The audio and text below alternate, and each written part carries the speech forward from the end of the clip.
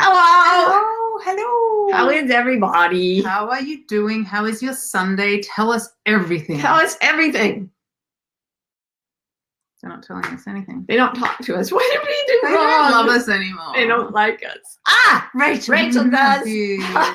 All the way Thank from you, England. Rachel. And Rachel. Just here. Rachel. Just Rachel. Rachel, it's you and us. Welcome to the gathering room, Rachel. Hello. Hi, Here Melanie they and Carrie and come. Supriya. Hi, guys. And Alexa and Jordy. Alexa and Jordy. All these names are now so familiar. Like, I really do know you guys. Jordy, I do not know how you are awake for this. I never do. And do you ever sleep? Seriously, She you doesn't guys sleep. in Arizona, Australia. Same place, right? Sandy, hot. Arizona from another mother. Oh my gosh, from Sydney, from hot Dallas. Yeah. New Jersey. Oh, someone had a pedicure. Good to know. Good to know. I was wondering, actually. I cannot drink out of this without getting it on my face. Oh. Next week on the gathering room, how to not get water on your face when you drink it from a large bottle. The other day, you guys, I seriously was going to put in eye drops and take some vitamins. This is true story. And I took the vitamins, put them in my mouth, and then put a glass of water. It was a plastic bottle, and she didn't just pour it. She, as though it were threw it back. Eye drops. She squeezed the bottle. And then I laughed for about 10 minutes. And I had no idea what was going on, except that there had been this like noise. Okay, good people are tuning in from New Zealand, from North Carolina, from Sydney, from everywhere, and we're talking about putting bottles of water in our Corinne eyes. from Lillehammer. Lillehammer. Oh my goodness, I'm listening great. to a book about not Norway, but Karen, not Norway, but Karen, our beloved Karen, just got back from Norway. She did. She did. She did. She had a lovely time. Yes, Cincinnati, from Annie from Plymouth. Hello, all the peoples. So in many all your wonderful places. people. So many gathering people in so many beautiful places. Yeah. So I should get out of the way. should we go? Should we talk about the hope and fear? Awful place of hope and fear. I requested this one today, so I will be sitting in front. Everyone does. Yeah. You know. So, okay. What? No, by all means. Be gone. All right. No, don't go too far. Come back in a minute. Okay. As is the format of the gathering room. All right, you guys. So today, I was reflecting on the fact that I've spent most of my life in a state of hope fear, because hope and fear always go together. They're two sides of the same coin. And I really noticed this when I read the Tao Te Ching, when I was just a little cub majoring in Chinese. And I saw the stanza that says, hope is as hollow as fear. Whether you go up the ladder or down, your position is always shaky. Why is hope what does it mean that hope is as hollow as fear? Both are phantoms that arise from thinking of the self as self. I was like, okay, that's really weird, but it rang something true in my heart. And then I grew and I learned, and I ran into the teachings of Eckhart Tolle, who says at the beginning of many of his lectures, I hope none of you are waiting for me to begin. And the reason he doesn't ever want people waiting is that waiting is a state of feeling insufficient in the moment. And you know Eckhart Tolle, he's all about the present moment being the only access to the divine, to our peace of mind, to the nature of reality. So I started to notice how much of our lives we spend waiting for something to happen.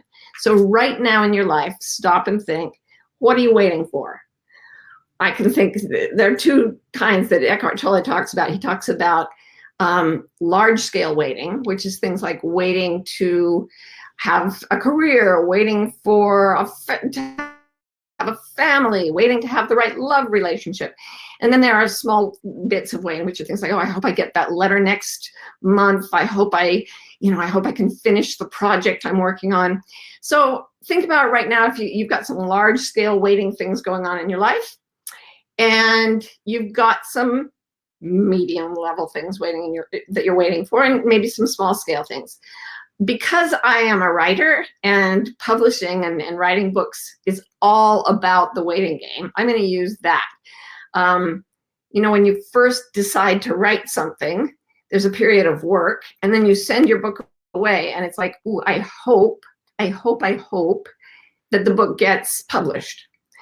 Then if somebody publishes it and you're in the writing process again, it's I hope I can do this right.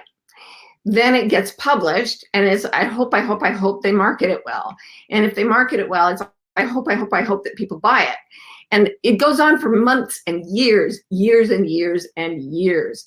And so writers in particular can fall prey to the mental disease of continuously living in a state of waiting, which is always a tug of war between hope and fear. One moment you're terrified that nothing's going to work out the way it should, and your whole life seems to be concentrated into the fear of the failure of this heart's desire. And it is crushing. You can barely go forward. You get a bit of bad news, it devastates. Then the next day, maybe you get a piece of good news, or someone gives you a pep talk, and you think, well, maybe there's hope. Then you go into a state of fixation on hope. This has to go right. It's got to work. I think it's going to work. I think it's going to work. And you can go into a state of elation, but it's dependent on the thing happening. And I guarantee you, you will run out of energy. Something wrong will happen. You'll get tired, something, and you'll fall from hope to fear. And you'll always be vacillating between the two if you are living in a state of future-mindedness. If you are waiting for a sense of completion to come from a specific event. And I was thinking today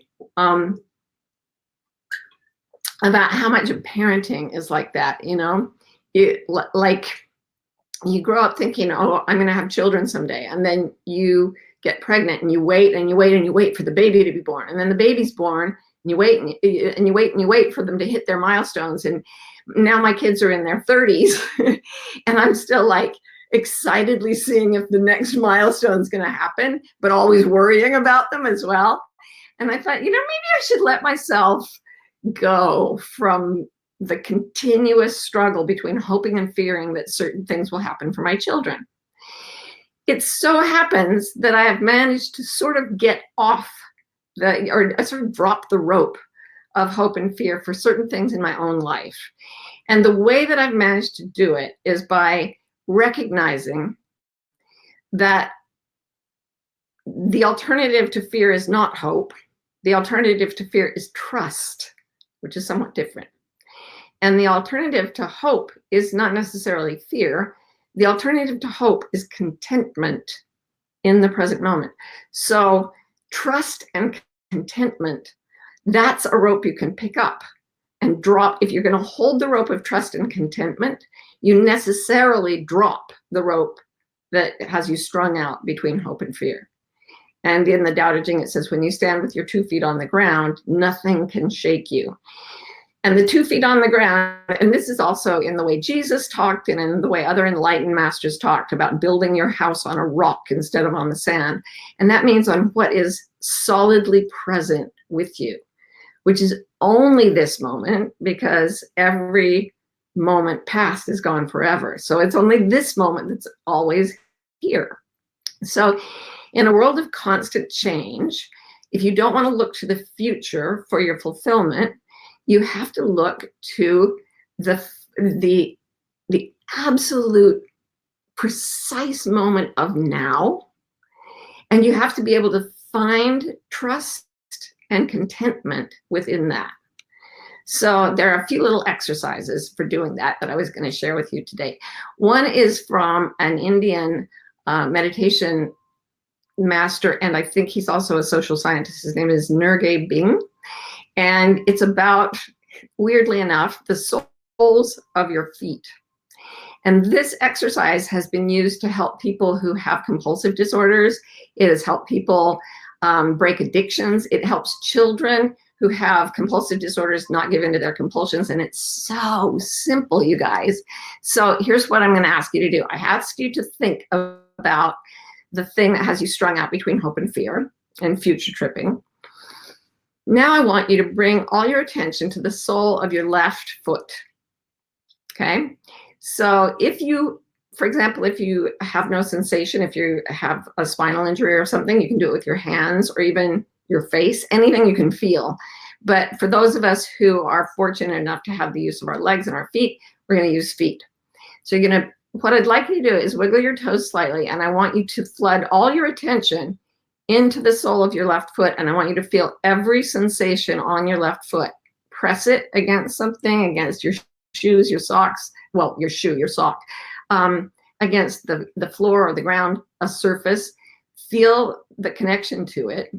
Now, I know you're also listening to what I'm saying, and that's actually an important part of this. One of the reasons that some meditation people teach this as opposed to always following the breath is that you can't simultaneously follow your breath and talk. And it's hard to follow your breath while you listen to someone else talk. However, with a little practice, you will find that you can focus on the sole of your left foot while I'm talking. Okay, so I hope you've been doing that this whole time. Now we're going to switch. We're going to take all your attention off your left foot and we're going to put it on the sole of your right foot. So I want you to do the same thing. Flood every bit of attention that isn't listening to me into your right foot. It's so interesting. As I do this myself, I can feel that foot start to tingle. The body loves the mind's attention, and it tends to respond with different little sensations. And you can start to play with those as you focus more and more and more attention on a single part of your body. Okay, so are you feeling your right foot? Good, and you're listening to me talk. Now, put your attention on both feet at once. Okay, so you're listening to me talk and you're feeling both the soles of your feet. And I want you to feel everything that's going on with them and press them against the surface. Okay, so what this does is the most interesting thing. As you focused on the soles of both feet while listening to me talk, you may have noticed that the feeling of hope and fear I asked you to bring up at the beginning of this session has to move back. It has to move into the background because the mind is now really, really focused on paying attention to these present sensations. And the body, this is what's so interesting, your nervous system is designed to put attention on the soles of your feet when it needs you to balance. So when we focus on the soles of our feet, we literally come into balance, and we have to be present, and we have to be on the very patch of ground or floor that we're on right now. The mind can go off into all kinds of things, but the feet have to stay where they are. If our feet don't know where they are, we fall down, we get hurt, bad things happen. So your whole nervous system is designed to reground, literally reground when you press the soles of your feet on something and feel them, truly feel them. Okay, so that brings you into presence, and it brings you into trust, because you can trust the way gravity pulls down on your body. You can trust the feeling of solidity under your feet, or a bed or a sock under your feet. And as you become very present with it and trust it, what they've shown in research is that it opens this tiny window of choice. So when we're caught in hope and fear, these emotions are so strong that they sweep us up. We literally can't control our emotions. We can't control our attention.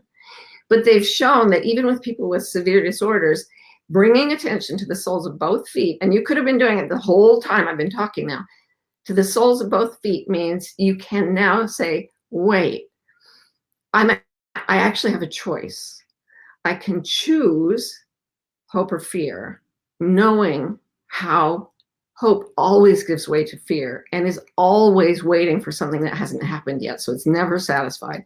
I can choose hope and fear, or I can choose to be super present right here. Okay, now, so you can trust the moment. You can trust your physical presence in this moment.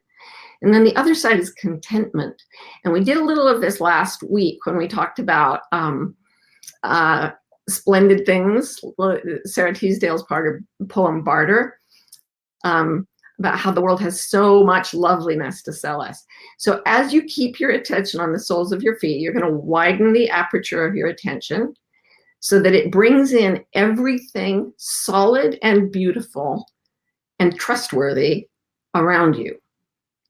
And you're going to notice any part of the body that is not in pain. So you may have pain. I've had pain at some points in my life all over my body, but never all over my body. It was just like my back, my hands, my legs, my right leg was gone, but come to think of it, the top of my head felt fine. So you're going to keep attention on the soles of your feet, but you're also going to widen the aperture of attention to the things around you. So I'm looking out the window right now at this beautiful green forest scape. I can see you guys, your names on the screen. That's amazing and beautiful. I can start to attach to the parts of my body that are in contentment. And they're just like happy little animals.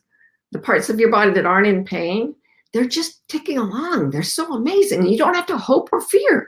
Your brain works, your breath works, your heart works until they don't. And then there's nothing to hope and fear. We were just watching a little deer outside our window. It walked right up to the window and she just looked in at us with so much presence. And then she got a little startled and ran away. And then she stopped and turned around and looked again. And you could see that she was just absolutely experiencing that moment in that dappled grove with us. And she was alert, but she wasn't strung out between hope and fear. She was completely there. And that gives rise to these feelings of intense, well, they can be quite subtle, but this a kind of pulsating massage of joy is the way I've heard it described. And people who do this soles of the feet meditation often feel it rising from the earth into their feet and then into their whole bodies. And then trust and contentment become the focus of attention. And then you cannot hold the rope of hope and fear. And you've lost the illusion of being self in future. And the phantoms are gone. Now, I know that you guys have been asking questions and Ro's been over there fielding them, so I'm going to ask her to come back. Come in. Come, gracious badger, speak to us of questionings. Here I am. Now I'll see if I can find them. Thanks for centering me on the screen. That was very nice of you. I was trying to be subtle like the waves, pulsating waves of joy. I am not subtle about my hair. Don't do that. I just parted on the wrong side. Guys, give us some hair compliments. No, I can't keep it. See, I'm used to parting it on the other side and then I can't, I don't even know how to, it's just very, very difficult to work with. Anne is wondering. I'm hoping and fearing about my hair on live broadcast. That's not the one I meant. Okay. Kristen, does hope not help to keep us out of despair? You'd think so, but the fact is hope always falters. Contentment and trust don't falter. What happens is that you find out they're much more sustaining because they're in the real. Hope is always of something that has not happened yet. And there is hope. I love the T.S. Eliot poem. I'm always quoting this. I used to walk around thinking, what is my mission in life? What do I need to know? And I would hear in my head this poem that begins, I said to my soul, be still. And if you look at the whole poem, it says, I said to my soul, be still and wait without hope, for it would be hope of the wrong thing. And wait without faith, for it would be faith, wait without love, for it would be love of the wrong thing. There is yet faith, but the love and the hope and the faith are all in the waiting. Wait without thought, for you are not ready for thought. So the darkness shall be the light and the stillness, the dancing. So when he is talking about waiting, but he's talking about waiting without thought, without hope, without all the things we usually think are positive. There's just presence in stillness. And even in the darkness becomes light and the stillness becomes dancing. And that's the paradox of letting go of hope and faith. You find yourself not falling into space, but landing in trust and contentment. And they're here now. And hope and fear are always for the future, always. This is related, but I think it's a good one. Donna asks, how do you honor creativity if you stay present and let go of hope and just trust? If you're not looking to the future, do you lose the potential inspiration of creativity in the future? Ooh, I actually think it's the opposite. I was just talking to Stephen Mitchell. I've usually just talked to him because I talk to him on Sundays before I talk to you. And he's been writing all this poetry. And when we had dinner with him a few weeks ago, I said, where does this stuff come from? Because it's so beautiful. And Ro and I were talking about going to the place where you find the right words. No, we were talking about pulling the right words in and how sometimes we actually reach with our hands for words when we're trying to write creatively. And he said, yeah, I don't pull anything in. I go to the place where the words are flowing and I stay there still and they come through. And wait till he publishes these poems. They're amazing. He's really, really great writer. And he's a Zen monk as well. So he stays in the present moment and the words come through the stillness. So the reaching and the straining and the grasping actually takes you out of the creative space, which is always here now. So good. Yes. So good. I got so into listening to you answer that and talk about Stephen that I stopped trawling for questions. I'm so sorry. It's incredible how creative you get when you stop hoping and fearing. It really is. It's like you will be amazed. Jennifer Johnson, JJ, what's the difference between hope for something different and desire for something different? Desire is something that comes to you in the moment of being contented. It's the strangest thing. It can turn into hope and fear the moment you attach to it. So a lot of people say that the Buddha taught that desire is the root of suffering. He did not teach that. He taught that attachment to desire is the root of suffering. So when you desire something like, ooh, I'm going to go down and have myself a pizza, whatever it is, that desire is perfectly legitimate. And if you trust that pizza will be forthcoming, there can be great joy in the anticipation of it. In fact, you'd rather have a little hunger going to make the pizza all the tastier if you trust that you're going to get it. Right?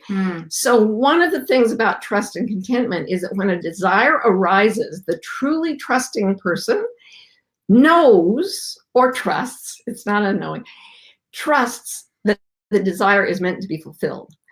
With that trust, hope and fear don't need to arise. And the feeling of trying to control the future doesn't need to arise. The desire itself is a map of what's coming.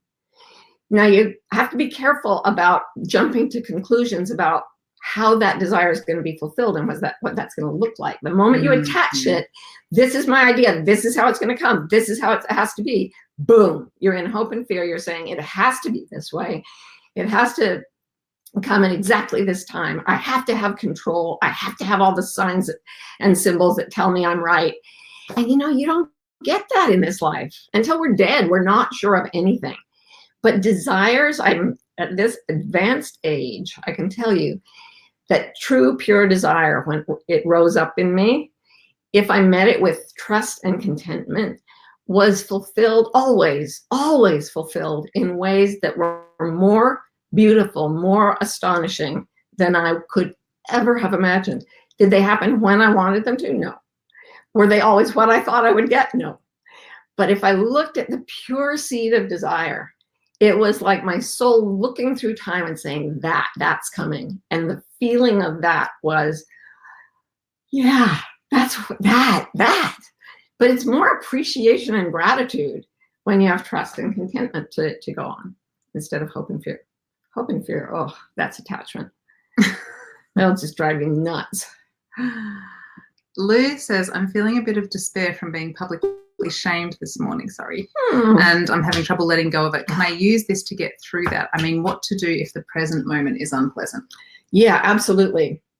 Well, then there's a legitimate desire to have the pain, not only, this is the way it reads for me, to not only have the pain resolved, but to find a deeper level of sweetness and understanding and happiness than you experienced before the negative experience.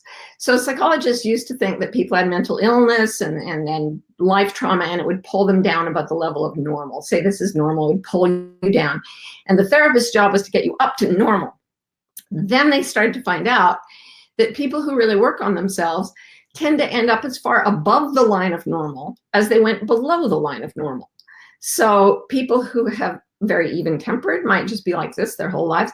People who suffer deeply tend to go down if they find meaning, and if they find a way to trust and be present and all the mindfulness stuff that everybody's finding out now is really effective, they don't just go back to normal, they go way above the line of normal. So what you can do with public shaming is one of the darkest places you can go. I know I've been there kind of a lot at certain times in my life. And the way you can deal with it is you can allow it to take you into examining your truth about what you are to yourself. I was just reading an interview with Toni Morrison where she said, take everything away that anyone's ever said about you. Take away race, take away creed, take away any insult that's been paid to you. Who are you in the absence of that? Do you still like yourself? Are you still a worthy being? Or do you still have skills and talents? Come back to yourself and claim that. And what happens then is that by claiming it in a space of shame, you become incredibly strong, and you reverse it so that you can walk through the world with less shame. The way I really experienced this strongly was with my son when he was born, and I read books about having children with Down syndrome. I read one book that said, get used to shame, get used to people calling you names, get used to people thinking your son is disgusting, get used to being ashamed of you and your child all the time. And I threw the book across the room so hard that when it hit the wall, it literally exploded and there were pages flying everywhere. And I went out and I got these little Harvard shirts for newborns at the Harvard Coop. And as soon as Adam came out, I started dressing him in Harvard clothes and saying, this is my son, the genius. You know, however you want. I'm not saying you have to be a genius, that genius is good. I'm just saying he is perfect. He is perfect. And I am proud of him. I will not be ashamed. And that choice, because I was making it for my baby, was a lot easier than making it for myself. But I promise you, anything you're publicly shamed about can be a source of your own power as you go through the world in self-love. And that tends to wipe out the violent sources of shame and blame that are coming at you. It can't stand up against that. It's a different kind, a deeper level of trust and contentment, but it's powerful. We've got quite a few questions coming in wanting like clarity about the trust piece. Like what are we trusting in specifically? Sorry, the reason I did the exercise with the soles of the feet is that I was literally saying that you can start to build trust by physically grounding the soles of your feet. Your entire nervous system, I just read this research this morning, is so designed that if your feet feel solid, you become very present. And if you pay attention, like if you were walking along and there was suddenly an earthquake, a mild earthquake, and the earth started to shake, or if you're skiing and the ground suddenly changes underneath you, all your attention leaves everything except the present moment and getting the ground under your feet stable. And so your whole brain will go to the soles of your feet, and the second they feel a solid surface, you can trust it. And in that moment of trust in the soles of, literally physically by grounding the soles of your feet, you can look at an issue where you're having struggles. Say you have a compulsive hand washing disorder and you want to go wash your hands and you're afraid that they're covered with filth and disease and you're going to die if you don't wash your hands. If you ground into the soles of your feet and put all your attention on both soles of your feet at once, what it does, and then for just a moment, the obsession and the fear of what's coming and the need to go do something about it, hope, disappears into, I'm okay. And in that moment, they found that people, even young children, can use that to say, oh, okay, I was getting lost in hope and fear. I was getting lost in hope and fear. And the way you get off the hook of hope and fear, or drop the rope of hope and fear, is to explicitly say, oh, I was stuck in the tug of war between hope and fear. I was stuck in that terrible place that always rips me apart, because the hope for thing never quite comes and the fear is always present. And if the thing comes, then you're hoping and fearing for the next thing. But by grounding into the soles of your feet and saying, here, now, solid, it literally opens this tiny aperture of choice. And you can choose to say, no, I'm not going with hope and fear. I'm going to stay here in this present and I'm going to expand my field of perception to take in everything that is well, all the well-being of this moment. So, sorry. It's not that satisfying for the future-seeking mind. It doesn't go into the future. Right, but so what I think what Martha's saying in response to the question of what is it trust in, is it's not trust in something, it's a state that you can describe as trust. Is that fair? It's a state of trust. But I will tell you that here's the miracle of that. This is why they teach walking meditation as well. As you pay attention to the soles of your feet and you come into a state of trust in the nervous system, I believe that you get these other effects that I often talk about in the gathering room, where the mind, the brain state opens to a consciousness of a benevolent universe, to a connection with the one great consciousness, to reality, capital R. Our reality is superseded by our sense of hope and fear, and it ruins our lives. When we drop the rope of hope and fear and we find ourselves in trust and contentment at this moment, we are able to perceive the great creative mind that is the engine behind it all, and it's benevolent and it's loving. And that's where we get the words for great art, and that's where we get the ideas for great solutions to problems. It always comes through that huge presence that is only now.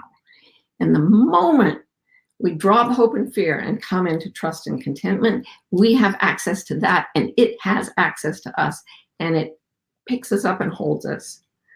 And our only job is just to keep repeating and repeating and repeating until trust and contentment become our go-to response instead of the hope and fear that are so prevalent in culture. So that's lovely. I love that. Thank you. I hope for nothing better, but I trust that better will come. Well, a lot of people think your hair looks great. So I just have to part it on the other side. Every time I get it cut, she parts it on the wrong side, and then I don't know what to do. I trust. Martha Beck behind the scenes, right? I'm trusting that something good will come of this. Mwah, mwah, mwah. We love you. Love See you. you next Thanks week. for coming. Bye. Bye now.